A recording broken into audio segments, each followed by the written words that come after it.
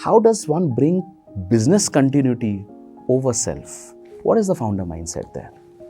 I don't know if we have this concept in India anymore, but like in the US, you see it a lot in like movie shows and you hear stories where when a child is born, you have the concept of a godmother or a godfather, right? And they are supposed to take care of your child if you're not there. Yeah. It's almost like this responsibility that you're passing on to say that the most valuable thing in the world to me will be yours and you are someone I trust you with.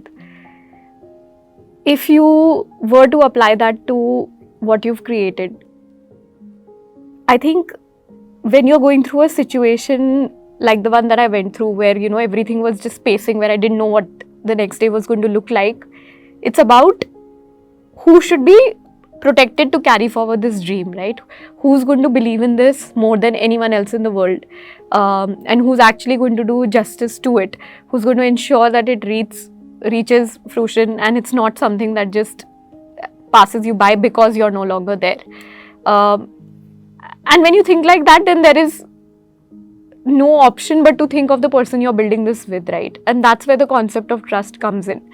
And at that time, you're not thinking about securing wealth for your family or like, कि बाकी सब कुछ कैसे करना है. So at that stage, you're only thinking about like the moral responsibility that you have, right? Which is towards your dream, towards a legacy that you want to build, towards something that stays beyond you. And who do you trust with that? And then that decision becomes easy. And like although it was a little bit of an emotional drama, but it wasn't even a thought. It was almost like this needs to get done because someone on the other end should not be suffering because I've left this undone. यार तू जो कह रही है ना सुनने में it's very easy to say कि the decision becomes easy. Harsh fact पे आते हैं. Harsh fact is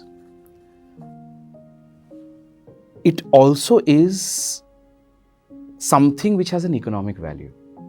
Let's be very honest, right? A lot of people will not have the clarity of thought of what you outlined. You may say, yes, the venture is a child. You may say the co-founder is the godfather. He or she will take care of the child perfectly. But a lot of people will think to say, अरे यार ये तो shares है company के. इसका तो एक value है, एक tangible value है. वो value का बिना सोच के, वो methodology का बिना सोच के, the fact that attributes money, to take out the mindset to यार money तो कुछ नहीं है, it's about long term. How easy is it to actually separate a mindset? Is it the situation that dealt with it and made it in that context? Or is it the maturity of a founder to say that when situations of adversity, my co-founder will also take care of economic rights of my kin? What does the mind think like in situations like this? And only you can talk about it because you went through that. The reason that I use the word trust is, right, that you can trust that the decision that you take, the person who you're handing the responsibility over to will do right by you.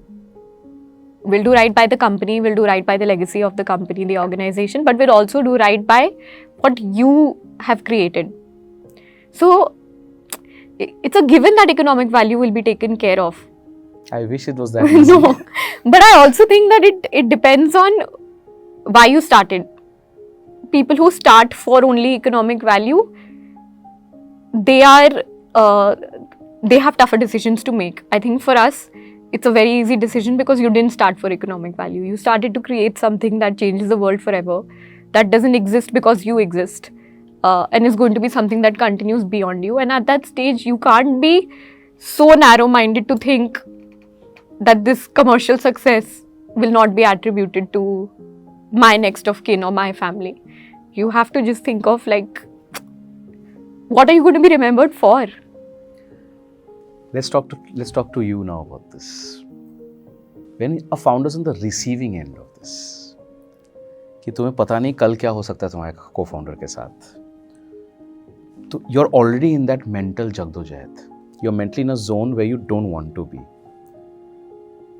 But you also have this responsibility coming in because when I shared the document, I shared it with both of you. Obviously, after there was conversation, a lot of things. So two things hit you, right? The reality of a possibility which could be so heartbreaking and a situation of seeing trust at a level which is, at times I say, even inhuman level of trust, because it's not necessary that everyone thinks like that. Very few people, and trust me, I've seen the world in a very different frame because my job requires me to see different types of or different shades of world.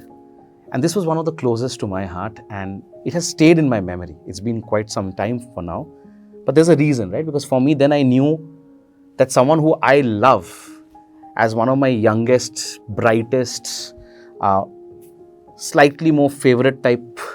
I don't want to use the word client because I don't have that relationship with you guys, but you know, the little bit of that elder brother vibe that comes in. Of course, I'm not playing the ageist card again, but you feel that, right? And you feel that as a person. I felt that as a third person, as an advisor. How does a founder in the receiving mind of that deal with it? And again, the takeaway that I want to have for our viewers is that when a founder has two situations being faced, a situation of personal adversity which is impacting the co-founder and therefore to deal with that, and the situations of future of taking that continuity of the business and taking it to the next level. How does the receiving founder deal with that? What is mental strength all about? What were you feeling? So I remember the day as if it was yesterday. So around 12 o'clock in the afternoon, we got Supriya's reports. They were not good. And because we are in Himachal, we wanted to get another opinion of that report. It was a blood test. Yeah. And there was no other place in that town to get the blood test, so we drove a couple of hours to another town. Maybe like 2-3 hours drive to the other town. So we've now had the emotion of receiving the report, the decision to get another report, and the 3 hours of turmoil to think about the possibilities of tomorrow. And I think so Supriya's reaction was different, my reaction was different. My reaction was, there are problems, then you solve them. And we were looking for solutions, and the logical thing to do was to get this other test, and this test is of course wrong, and the next test is going to be fine. And that's it. For me, it was like that, and there was nothing more to it.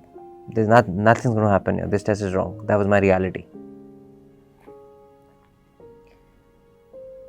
So we reached this place and we got this other test, and it was going to be 4 hours or whatever by the time we received the report.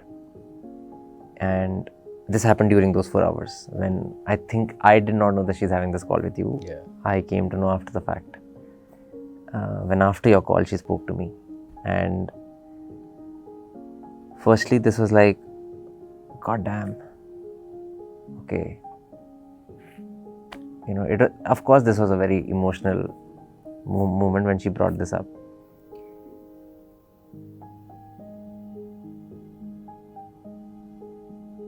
Yeah.